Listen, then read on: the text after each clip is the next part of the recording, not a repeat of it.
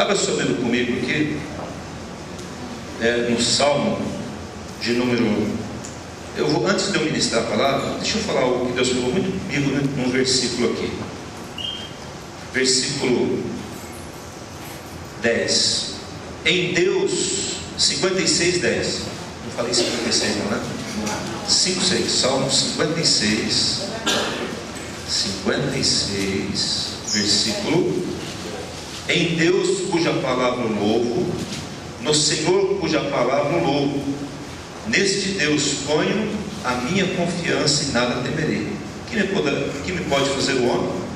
Os votos que fiz, eu os manterei, ó Deus, rendei-te ações de graças.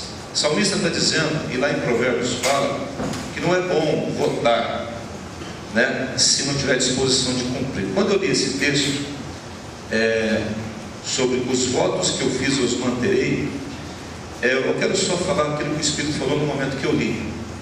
Cuidado, e ele me levou a pensar nos votos que eu já fiz. Comecei a pensar um pouco, e eu me lembrei uma vez que eu fiz um voto diante de Deus, e o voto era assim: cada dia eu vou orar 1 minuto a mais. Então, depois de um ano, são quantos minutos? 365 minutos dividido por 24 dá quantas horas? Aí você imagina quantas horas. Chegou uma hora que eu falei que eu não aguento esse voto. Eu não pensei bem em fazer esse voto. E a Bíblia diz que nós temos que ter cuidado para não fazer votos de tolos. Eu fui tolo em fazer esse voto, né? E eu tive que me retratar diante de Deus, voltar atrás e tomar cuidado. Então, às vezes nós estamos debaixo de uma palavra que nós liberamos. Quem que liberou? Eu liberei e não estou cumprindo. Isso traz danos na nossa vida espiritual, no nosso relacionamento com Deus, e às vezes alguma coisa na nossa vida não caminha porque foi feito um voto e refletido, esse voto está sendo cumprido. Então, na minha experiência, eu vejo às vezes a pessoa fala assim: pastor, eu estou orando por um carro, e se eu tiver um carro, eu não falto mais da igreja. Ele teve um carro e aí não faltava mais do que quando vinha de ônibus. Quando eu tiver um carro, eu vou levar meus vizinhos para a igreja. Eu nunca trouxe nenhum, né? Quando eu tiver uma casa, eu quero fazer um grupo familiar lá. Nunca se dispôs a abrir a casa para fazer um grupo familiar. Quando eu ganhar mais, eu quero ganhar mais, porque quanto mais eu ganhar, mais dízimo eu dou. Ele ganhou mais e não deu dízimo, né?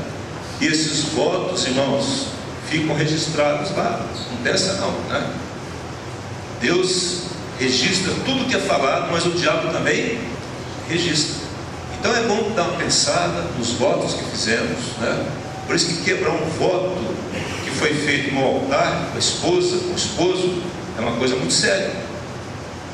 E isso realmente tem consequências. Só essa reflexão inicial para você pensar, refletir, e quem sabe tem alguma área da sua vida que não vai para frente, porque você fez um voto, e Deus ouviu o voto, e esse voto não foi cumprido. Então abra comigo agora a palavra. 1 Samuel capítulo 4, vamos lá. Josué, Juízes, 1 Samuel capítulo 4.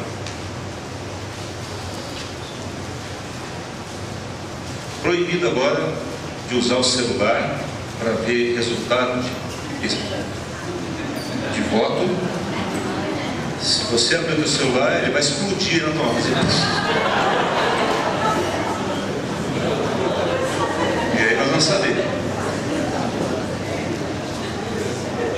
Glória a Deus, estamos juntos aqui?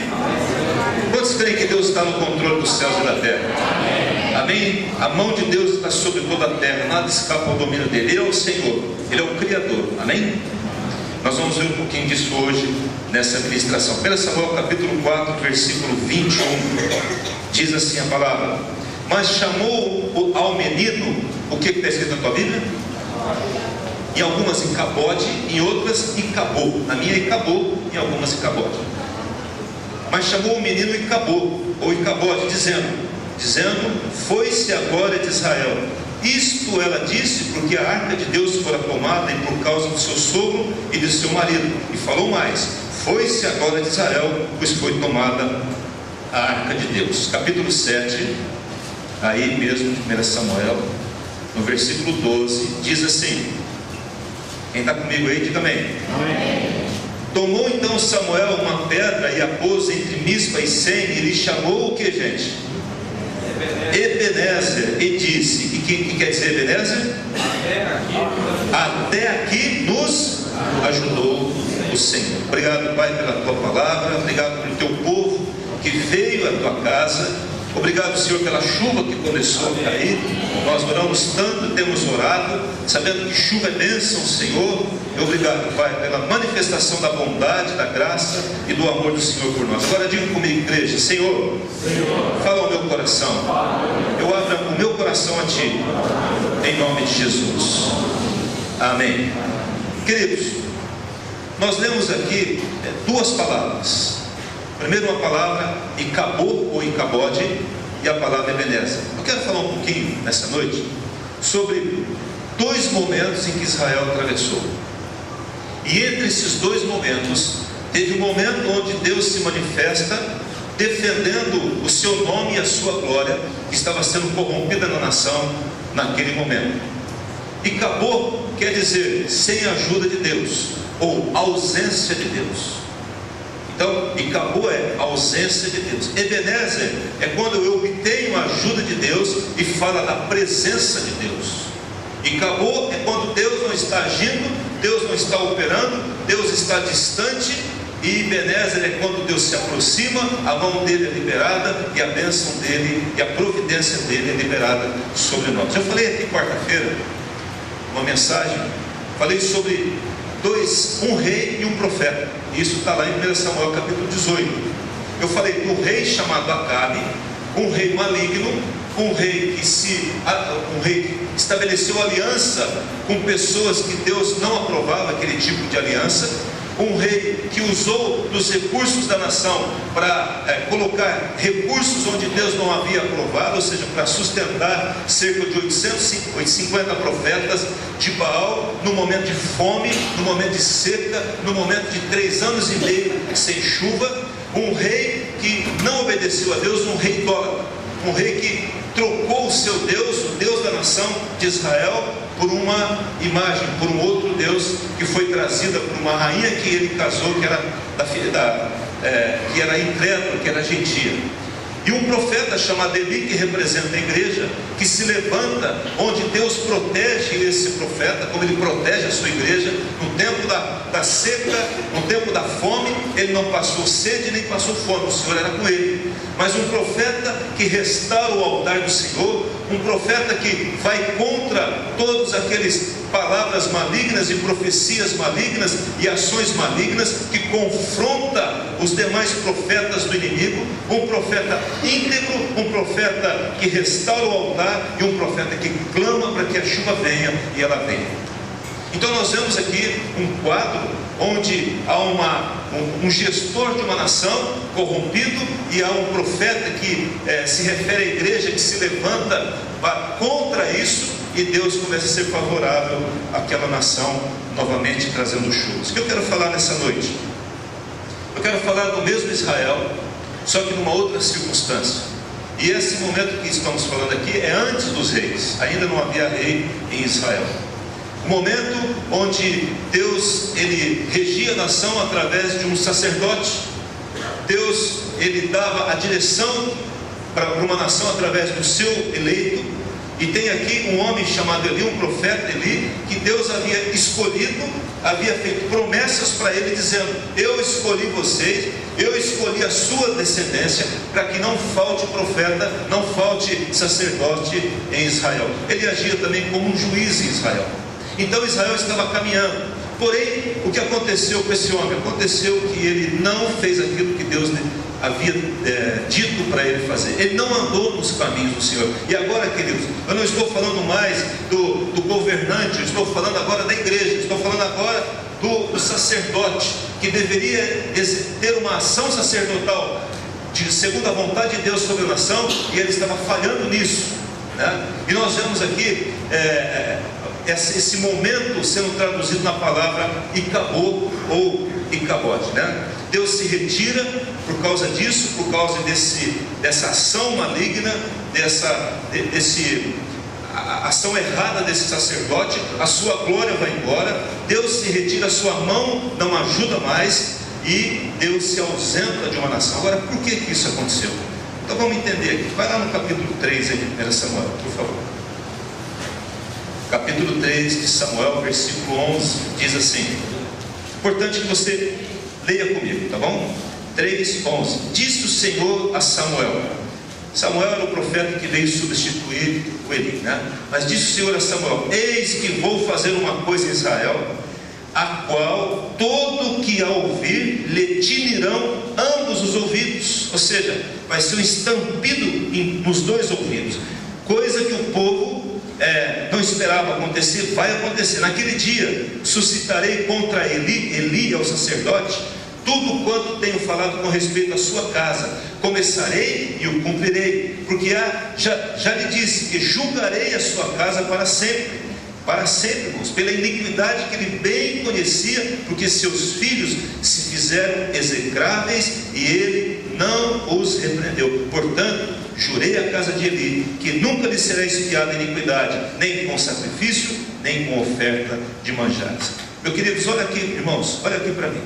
O que está acontecendo nesse momento é que Deus tinha toda uma expectativa em cima de um sacerdote, e o sacerdote, ele se acomoda na vida sacerdotal dele. Ele tinha 2 filhos, e esses 2 filhos começam a se corromper dentro do próprio templo, né? Onde as pessoas iam oferecer sacrifício. Ele roubava aquilo que era de Deus, ele tomava para si, né? Eles estavam se prostituindo na porta da casa de Deus, ou seja, se deitando com as mulheres que ajudavam na casa de Deus, estavam agindo de forma imoral ali, e o povo estava dizendo: Eli, olha só o que os seus filhos estão fazendo. Mas Eli não fez nada, e Deus falou: olha, Eli, você está honrando mais os seus filhos do que está honrando a mim, né?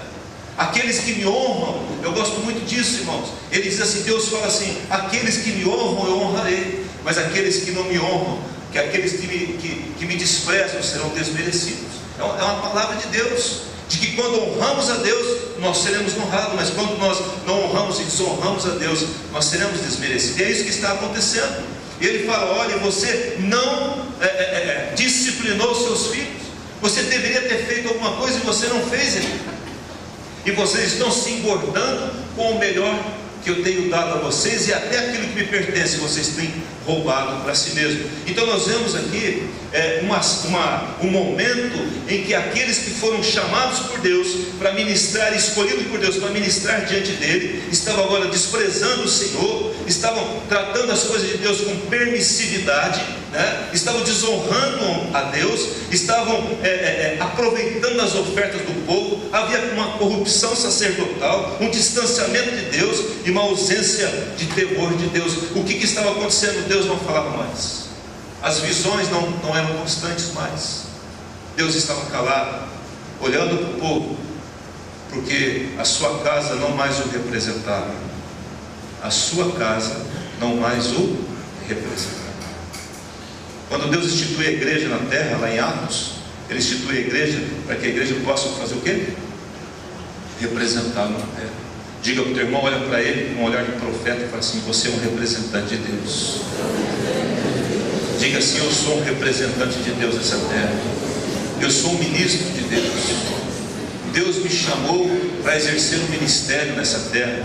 E diga assim: e o ministério é da reconciliação. Pode falar isso. Amém? Nós somos do ministério da reconciliação. E por causa disso, o que aconteceu, as consequências que vieram sobre o povo. Vai no capítulo 4 agora, por favor, no versículo 4, no versículo 17, capítulo 4, 17, diz assim: então respondeu o que trazia as novas e disse, presta atenção, irmãos, acompanhe comigo, por favor: Israel fugiu de diante dos inimigos, houve grande morticínio entre o povo, e também os teus 2 filhos, Ofni e Finéias, os 2 sacerdotes, filhos de Eli, foram mortos, e a arca de Deus foi tomada, que representava a presença de Deus. Versículo 18: ao fazer ele menção da arca de Deus, caiu Eli da cadeira para trás, junto ao portão, e quebrou-se o pescoço e morreu, porque já era homem velho e pesado, e havia ele julgado Israel 40 anos. Estando sua nora, a mulher de Finéias, grávida, e próximo do parto, ouvindo estas novas de que a arca de Deus fora tomada e de que seu sogro e seu marido morreram, empurrou-se e deu à luz, porquanto as dores lhe sobreveio. Segundo a palavra, ela expira, e ela fala assim, e o menino, e colocou o nome do menino que nasceu, e acabou, dizendo, foi-se a glória de Israel, e a arca, ela foi tomada. O que acontece, irmãos? Olha aqui para mim. É um momento sombrio na nação, porque a palavra de Deus não está mais sendo temida pelo povo e, pasmem, pelas próprias pessoas que viviam na casa do próprio Deus. Irmãos, há problemas lá fora, nós sabemos disso, nós temos por obrigação participar dessas coisas e fazer diferença lá fora, mas tudo começa aqui dentro, amém? Tudo começa no seu coração, tudo começa lá na sua família, dentro da sua casa, tudo começa dentro da igreja de Jesus, porque a igreja de Jesus começa onde? Lá dentro da sua casa. Onde houver duas pessoas reunidas em nome de Jesus, eu estarei no meio deles. Igreja de Cristo, dentro da minha casa. Se você reúne com o seu filho, com a sua esposa, com quem quer que seja, e ali você ora em nome de Jesus, Deus se manifesta naquele lugar. A igreja de Jesus está ali, né? Mas porque o povo de Deus estava corrompido, estava distante dele, não havia temor de Deus mais, as pessoas faziam o que bem entendiam. Irmãos, a coisa é muito séria. Ontem à noite teve aqui um pastor lá de Joinville, e ele fez um apelo, ele disse assim, olha, não há como a juventude dessa igreja caminhar e alcançar outros, se não houver uma única coisa, unidade, se vocês não estiverem juntos. E eu quero aqui, ele falando palavras dele, eu quero aqui chamar todos os jovens que querem ser aqui com a liderança desses jovens. Vieram aqui em torno de 80% dos jovens na frente, um pouquinho mais. Quando eles vieram, meu coração tremeu, porque eu entendo o que é isso. Me deu uma vontade muito grande de pegar o microfone ali e falar alguma coisa, mas ele já tinha falado, tinha pregado, e Deus já tinha falado, não tem mais que ficar complementando as coisas. Mas eu falei, meu Deus, olha só, esses jovens estão saindo do seu lugar e vindo até a frente, dizendo, nós estamos juntos. Quer dizer, eu vou discordar. Eles vieram aqui dizendo o seguinte, nós podemos até discordar, mas nós estamos o quê? Juntos. Amém? Ah, mas eu não gosto disso, não gosto daquilo, não gosto do nome dos jovens, não gosto disso, eu fulano, não sei o que lá, eu trago gente, não vem para cá, é uma converseira lascada, e a coisa não sai do lugar, porque estão divididos. A divisão gera o empobrecimento. Uma casa dividida não subsiste. Infelizmente nós estamos atravessando um momento da igreja aqui no nosso país, onde a igreja está dividida entre nós. Não estou falando entre cristãos e espíritas e de outras religiões, não estou falando entre o povo de Deus mesmo. Não há uma direção. Parece que Deus tem 3 vozes, 4 vozes, 10 vozes. Parece que Deus não tem uma direção única, e cada um entende o que bem entende, do jeito que quer, talvez satisfazer as suas vontades ou outras coisas, né? O que acontece é que a consequência disso é que 34 mil homens são mortos, porque os filisteus se levantam e vão contra Israel. Eles acham que a figura da arca, o objeto arca, é como se fosse um patuá, como se fosse uma imagem que vai ajudá-los a vencer os inimigos. Não, Deus não age assim. Eles levaram a arca, com a arca e tudo, eles perderam a guerra, e morreu ali 30 mil homens. Inclusive a própria arca foi levada embora. Os filisteus tomaram a arca, que representa a presença de Deus, porque dentro da casa de Deus não havia seriedade com o próprio Deus. Esse tempo atrás eu preguei falei um pouco sobre a reverência diante de Deus, a falta de reverência. No templo de Jerusalém, quando estava construído, as pedras não poderiam ser trabalhadas perto do templo, que era longe. O sacerdote, quando entrava com uma cordinha no pé, com um sininho, porque não sabia o que ia acontecer com aquele homem, não sabia o estado dele. E poderia morrer lá dentro, na presença de Deus. E tinha que puxar, porque não podia nem entrar. E esse temor de Deus acabou 40 anos de ministério. Eles, quem sabe cansado, começou a permitir que os seus filhos fizessem o que ele bem entendesse ali. E o resultado disso é a morte. O resultado disso, o inimigo entra e começa a saquear a nação. O resultado disso, a nação começa a empobrecer, ser roubada pelo inimigo. E é interessante que no momento da guerra, quem levou a arca foi Hófni e Finéias. Os caras estavam em pecado com a arca, não dava outra, irmãos. Eles que estavam ali ministrando, além de serem mortos, a arca foi embora. Ao desastre. Eu escrevi aqui 2 frases. Quando a igreja não se levanta, não se posiciona, os inimigos invadem a terra. Vocês estão entendendo? Quando a igreja não se levanta, os inimigos começam a tomar posse da terra. E os inimigos só tomam posse da terra porque a igreja não se levanta. Amém? Profeticamente e também com vida, diariamente, não se corrompendo, não concordando, não abrindo mão dos valores do reino de Deus. Eu pertenço a um outro reino, eu não pertenço a esse reino. Gostei muito quando esse pastor que veio aqui ontem, né, ele estava falando, ele falou assim, olha, ele é guitarrista, né, e ele falou assim, ó, tem uma guitarra minha lá, custa R$2.000, esse pedaleiro aqui custa mais 4. Tem um carro que eu ganhei esses dias, um carro zero, 2014, tem uma casa, tem uma esposa que eu não mereço, né? Ele falou, não mereço, eu não sei, ele punha a mão na cabeça e disse, eu não mereço essa mulher, não sei porque que Deus me deu ela, mas se eu juntar tudo isso é menos do que a presença de Deus na minha vida e daquilo que Ele tem para fazer através de mim.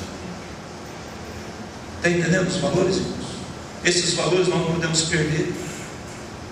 Sabe, parece que por qualquer coisa as pessoas são corrompidas, elas se vendem por qualquer coisa, por uma mentira, por um engano, por um recurso, por uma coisa, por uma outra coisa. A outra frase que eu escrevi, quando a igreja não anda segundo a vontade de Deus, não anda segundo a palavra de Deus, o povo, a nação é derrotada, escravizada. O povo vai ser escravizado. Eu vou ser escravizado quando eu não ando na presença de Deus, cumprindo a sua palavra. Começando de mim. Essa palavra que eu estou dizendo não é só para a nação, na questão de Brasil ou de nações, mas é pessoal. Quando eu começo a renunciar e trocar valores dentro da palavra de Deus, eu começo a ser escravizado pelos outros valores. Vocês estão entendendo o que o Espírito está falando? Não há, irmãos, neutralidade no reino de Deus. Diga assim, não há neutralidade no reino de Deus. Não há, irmãos. Ou Jesus fala assim, quem por mim não ajunta, o que? Espalha. Não tem jeito. Não há neutralidade. Você é crente, mais ou menos. Quem é crente mais ou menos aqui? Diga amém. Levanta a mão. Graças a Deus não tem nenhum aqui, né? Por isso que ele fala em Apocalipse, você é quente ou é frio? Não, é morno. O morno ele vomita. Ele fala, olha, decida, né? É que nem Elias, ele fala assim, olha, se Deus é Deus, então serve, mas se for Baal, então é uma decisão. Amém, não? É uma decisão ao lado da palavra e em favor dela, e nós vamos ser provados por ela. Esse é o primeiro momento, o momento da ausência de Deus, que trouxe morte, que trouxe perdas da nação, que tudo entrou num caos. Até ele fala assim, falou para Samuel é um menininho. Samuel é o homem que Deus está levantando e preparando, irmãos. Quando uma geração não se levanta, Deus levanta uma outra geração. Mas Deus não quer que seja assim. Vocês estão me entendendo? Presta atenção no que eu vou falar. Deus é o Deus da continuidade. Deus quer que seja Eli, Hófni e Finéias, os filhos de Hófni e Finéias e assim por diante. É o Deus da continuidade. É o Deus do meu avô, do Luiz Negrão, da minha mãe, do Kelso, do Lucas, da Laís e dos filhos, dos descendentes, da Sara e tudo mais. É o Deus que vai agindo na descendência. Ele não quer interromper, e aquilo interrompe toda uma ação sacerdotal. Ele fala, acabou, não tem mais como eu usar vocês, eu vou usar outro. Aí levanta Samuel. O primeiro momento é um momento de desastre. Há um segundo momento para chegar lá no outro momento. Eu disse, no início, que é o Ebenezer, agora é Deus se levantando. Amém? Não? Porque olha, presta atenção aqui, irmãos. A arca de Deus foi tomada, e Deus falou assim: já que eles não se levantam, eu o quê? Eu vou me levantar, e eles não vão zombar da minha glória. Olha comigo aqui no capítulo 5, dá uma olhada. Esse é o segundo momento. 5, versículo 2. Levantando-se, porém, de madrugada, os de Asdote. Asdote era uma das 5 principais cidades dos filisteus. Então agora a arca está nas mãos dos filisteus, e eles pegaram a arca e colocaram na casa de um deus chamado Dagon. Esse Dagon quer dizer peixes. Essa imagem, esse ídolo, tinha a cabeça de homem, mãos de homem e um rabo de peixe. Era o deus dele, o deus da fertilidade, né? E eles pegam a arca e colocam ela no templo, lá na casa de Dagon. Levantando-se, porém, de madrugada, os de Asdote, no dia seguinte que eles colocaram a arca lá, eis que estava caído Dagon com o rosto aonde, gente? Em terra. O inimigo tem que cair rosto em terra diante do Todo-Poderoso, em nome de Jesus, diante da arca do Senhor. Tomaram-no e tornaram a pô-lo no seu lugar. Pronto, voltou, colocou a arca, a imagem de novo lá. No outro dia, levantando-se de madrugada, no dia seguinte, pela manhã, eis que Dagon estava o que, gente? Caído de bruços diante da arca do Senhor, e a cabeça de Dagon e as 2 mãos estavam cortadas sobre o limiar dele, ficara apenas o tronco. Versículo 6. Porém a mão do Senhor castigou duramente os de Asdote, e os assolou e os feriu com tumores. Irmãos, olha aqui, agora é Deus agindo a seu favor, porque agora Ele vai falar assim: eu não vou permitir que esse povo que não me teme faça o que eles bem entender daquilo que simboliza a minha presença. E Deus se levanta agora, e eles vão lá e colocam a arca diante da imagem. Agora é Dagon e os nossos inimigos debaixo dos nossos pés. Aí Dagon, pum, cai. Aí coloca de novo, Dagon cai de novo. Agora quebra, corta a cabeça e corta as mãos. Aquilo que era do homem foi cortado em nome de Jesus. Amém? Amém? Não subsiste. E ainda por cima aí vem enfermidades, tumores, né? Provavelmente ocasionado por essa leptospirose, esses ratos, porque eles fazem lá. Depois vocês leem algumas imagens de rato e tal para resolver o problema. Mas vem a enfermidade. Aí eles falam: nossa, o povo está morrendo, está cheio de tumores, o povo está morrendo, então vamos levar para outro lugar. Levou para outro lugar, novamente, lá naquele outro lugar, o povo começou também a ficar doente. E falou: não aguentamos mais isso. Vamos agora então ver um jeito de resolver. Eles fazem um carro lá tal, e acaba mandando essa arca para um outro lugar. Mas o que eu quero falar aqui é que Deus assolou a terra dos filisteus com terror, perturbação e confusão, porque de Deus não se zomba. Amém? Amém? E quando Deus levanta a sua mão, irmãos, não tem homem, não tem governante, não tem autoridade. E a mesma justiça que Deus trata a sua igreja, Ele vai tratar com a mesma justiça os de fora. Amém? Não? Por isso que você pode ficar muito tranquilo. Temos apenas que exercer o nosso papel de cidadão celestial e de cidadão aqui na terra, segundo a palavra de Deus, não abrir mão dos valores do reino de Deus aqui na terra, das questões espirituais que mantêm a nossa vida ligada a Deus, e pronto. E aí Deus vai fazer valer a sua palavra e a sua presença. Diga assim comigo: Deus governa os céus e a terra. Amém? Não? Irmãos, não tem Dagon, não tem nenhum outro Deus que possa ir contra o nosso Deus. Por isso que quando Deus tira, as pessoas falam: pastor, mas por que precisou Faraó endurecer tanto o coração para que o povo saísse do Egito? Porque ali era uma guerra de deuses. Era uma guerra do Deus Criador dos céus e da terra e dos deuses do Egito, que eles tanto confiavam. E aí Deus tira um povo sem levantar uma espada debaixo do seu poder, dizendo: vocês podem repetir até a terceira praga, mas da terceira em diante vocês não podem fazer, porque eu mando nessa terra e eu faço o que eu bem entendo. Amém? Vocês creem nisso? Amém. Diga assim: mas Deus é amoroso. Amém? Deus tem que ser temido e não ter medo. O terceiro momento, o momento tremendo, o momento da virada, o momento em que Israel sai de Cabode e entra num outro momento chamado Ebenezer. Essa arca, irmãos, ela vai parar na casa de um homem chamado Abinadab. Abinadab guarda essa arca, coloca o seu filho Eliezer para cuidar da arca durante 20 anos. Quantos anos? 20 anos. 20 anos. E aqui eu quero te dar uma lição. Onde estava a arca? Na casa de Abinadab. Qual foi a diferença que essa arca fez na casa de Abinadab? Nenhuma, pelo menos que consta na palavra. Mas por que não fez diferença? Na casa de Abinadab e também nem em Israel. Por que não fez diferença? Porque eles não se valeram daquilo que tinham. Isso me remete a pensar que muitos de nós que temos o Espírito Santo, estamos salvos, nós não nos valemos daquilo que Deus tem nos dado. Não nos valemos do poder e da posição que Deus tem nos dado, da autoridade que Deus tem nos dado. A igreja de Jesus tem autoridade nessa terra, irmãos. Não é qualquer coisa não. Nós temos autoridade, o Senhor tem nos dado, Ele fala das chaves de Davi, que abre e ninguém fecha, que fecha e ninguém abre. Deus está falando de uma autoridade que não muda, amém? A autoridade que Deus tem dado a você, para levantar a sua voz e decretar os decretos de Deus, em nome de Jesus. A igreja de Jesus é assim. Ficamos aqui, segunda, terça, quarta, quinta e sexta, durante uma hora aqui orando, ajoelhado diante dessa bandeira, desse mapa do Brasil, profetizando e abençoando. Hoje pela manhã, 8h30, houve aqui um momento de muita humilhação diante de Deus, para que Deus mude o estado das coisas. É assim, a nossa arma é joelho.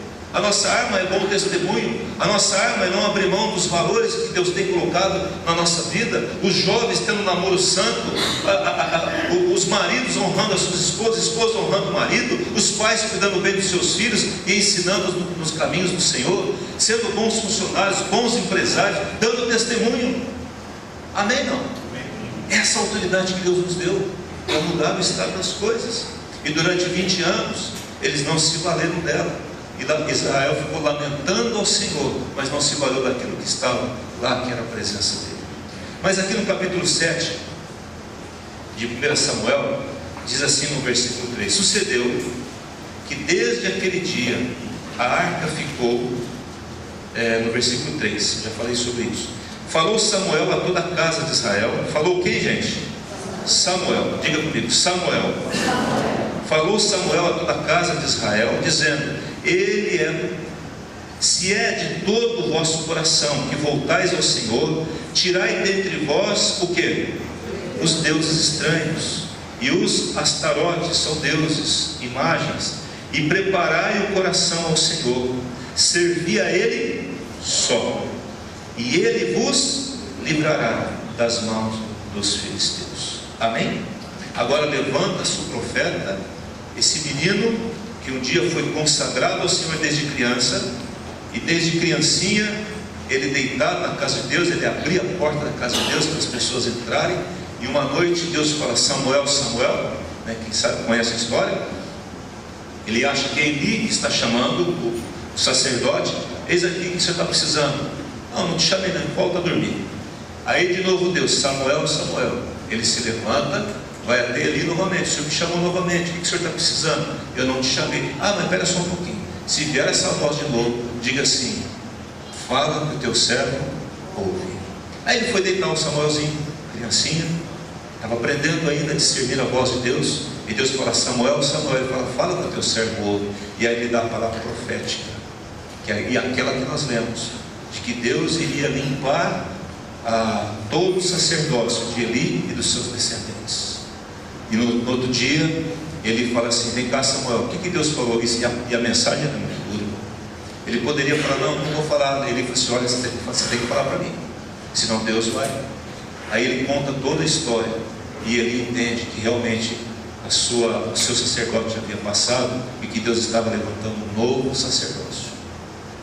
Um profeta, um homem, queria ouvir a voz de Deus desde pequeno, que tudo que ele falava iria acontecer. Amém?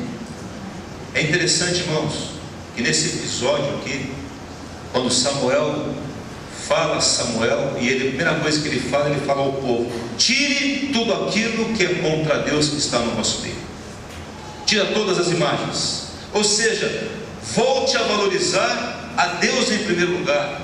Coloque Deus em primeiro lugar, para que Ele possa acrescentar as outras coisas. Ele está dizendo: olha, joga fora tudo aquilo que concorre com Deus. Se desvincule das coisas desse mundo, porque o que você tem aqui vai ficar por aqui mesmo. Então olhe para o alto, olhe para a eternidade e veja o que Deus quer de você, da sua vida, do seu ministério, do seu chamado, daquilo que Deus tem te dado de bens, de talentos, de dons. Ele está falando: olha, não fique preso a isso. Ele está dizendo: jogue fora aquilo que não colabora para o reino de Deus, tudo aquilo que é contra Deus. Amém. E aí o povo foi, lançou tudo fora e se juntou no lugar. E aí os filisteus ficaram sabendo: Israel está se juntando lá, eles vão querer guerra, então vamos contra ele. E aí, irmãos, o povo ficou com medo. E o povo chegou para Samuel e disse: Samuel, olha só o que está acontecendo lá, presta atenção, eles estão se juntando. Então, em primeiro lugar, para que Ebenezer, para que a presença de Deus venha, nós temos que nos purificar, tem que haver santidade. A segunda coisa, eles proclamam aqui um jejum. Jejum fala de um coração sensível a ouvir a voz de Deus. No versículo 9, aí no capítulo 7, tomou pois Samuel um cordeiro que ainda mamava e o sacrificou em holocausto ao Senhor. Clamou Samuel ao Senhor por Israel e o Senhor lhe respondeu. Agora Samuel está restaurando o altar, ele está sacrificando ao Senhor de forma agradável. Ele está aqui dizendo: olha Deus, esse povo agora está subindo no altar, está entregando toda a sua vida, o seu presente, o seu futuro ao Senhor. Esse povo está te adorando agora, porque o altar fala de adoração. Esse povo está se entregando novamente ao Senhor, e somente ao Senhor, e a Ele só, servir a Ele só, e não a outras coisas. Amém, irmãos?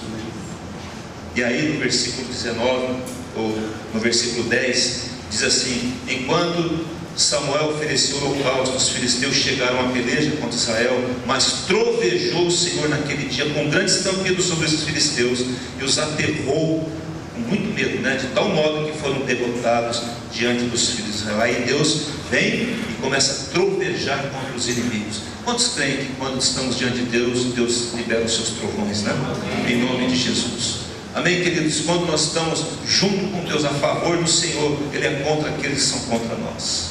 Ele é contra aqueles que são contra a igreja. Ele é contra aqueles que são filhos dele. Amém? Não? Deus se levanta a favor do seu povo. Deus se levanta agora. Ele se levantou para defender a sua honra, a sua glória, o seu nome. Agora Ele se levanta para defender o seu povo. E o povo estava temeroso, 20 anos sendo subjugado por um reino. E agora um homem se levanta. Quantos homens, gente? Um homem se levanta e fala: olha, o caminho é esse, é o caminho da santificação, é o caminho de lançar fora aquilo que aborrece ao Senhor. O caminho é o caminho da entrega, do altar. E quando vocês fizerem isso, o Senhor vai trovejar. E Ele trovejou, e os inimigos bateram em retirada e foram destruídos. No versículo 13, nós já lemos, mas eu quero ler de novo: assim os filisteus foram abatidos e nunca mais vieram ao território de Israel, porquanto foi quem? Quem foi aí? A mão de Israel? Não.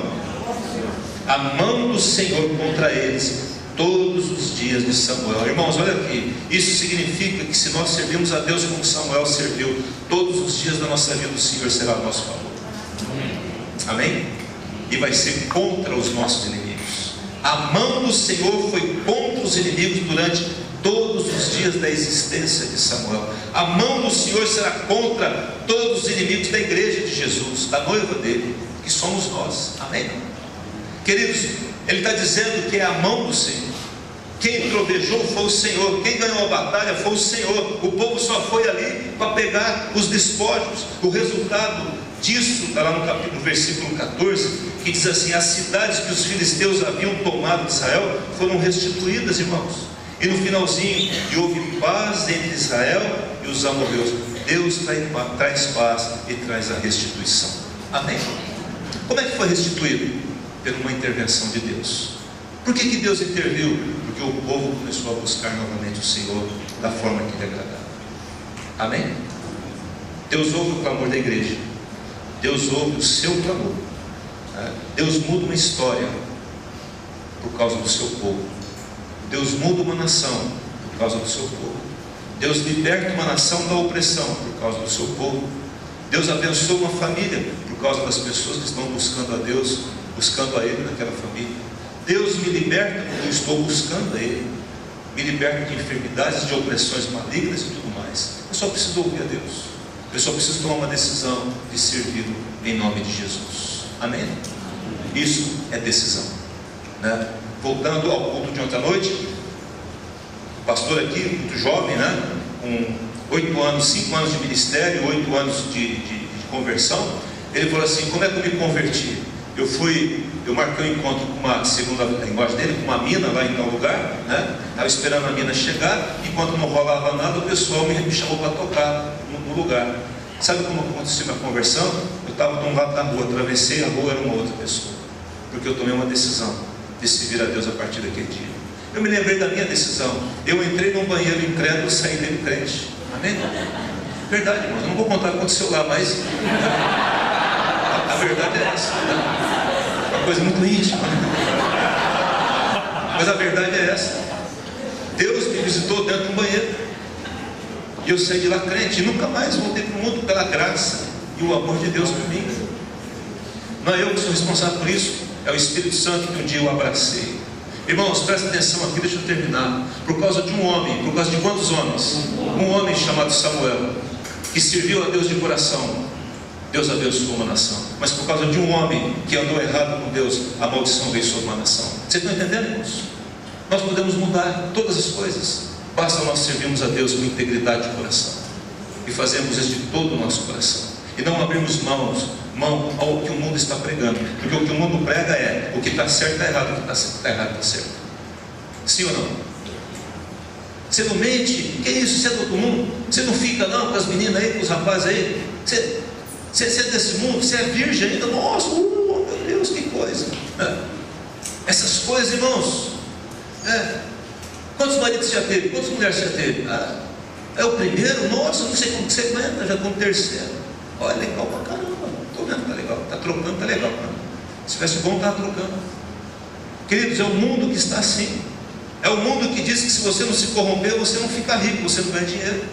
É o mundo que diz que se você não entrar no meio da galera, você está fora do mundo, está aproveitando a vida. É o mundo que faz isso. E nós temos que tomar cuidado com o mundo. Mas quando Jesus entra na nossa vida, entra em casa, entra na igreja dele, a igreja é dele. Eis que estou à porta e bato. Quem abrir a porta, nós abrimos a porta. Senhor, entra. Essa casa é sua. Ela não está com a porta fechada, o Senhor está totalmente aberta. O Senhor entra, o Senhor faz o que o Senhor bem entender aqui. Esse lugar te pertence. É o teu reino e são os seus filhos. Amém? E aí ele faz diferença. E ele desbarata os inimigos. E ele muda o estado de coisas. Vamos orar? Vamos ficar em pé em nome de Jesus.